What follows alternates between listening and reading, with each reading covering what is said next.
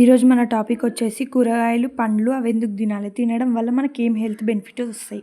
ఇప్పుడు కూరగాయలు, పండ్లు అవన్నీ తినడం వల్ల మనకి నైట్రోజన్, మినరల్స్ అవన్నీ మన బాడీలోకి వస్తాయి.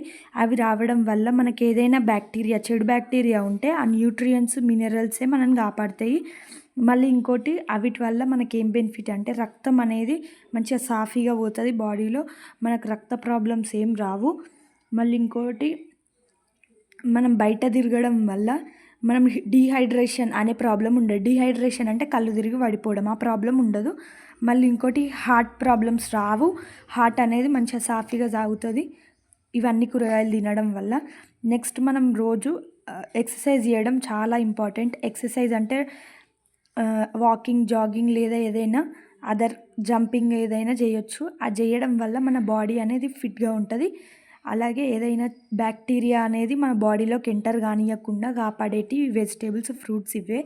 మళ్ళీ మనం ఎండకు పోయొచ్చినా కానీ కొన్ని గ్లాసెడ్ వాటర్ తాగడం వల్ల మన హెల్త్ అనేది కరెక్ట్గా ఉంటుంది. మళ్ళీ ఇంకోటి మన బాడీలో ఉన్న ఏ ప్రాబ్లంనైనా కరెక్ట్గా చూసేది ఈ వాటరే. మన బాడీ యాక్టివిటీస్ అన్నీ కరెక్ట్గా నడిపించేది వాటర్ లేదా వెజిటేబుల్స్, ఫ్రూట్స్ అవే.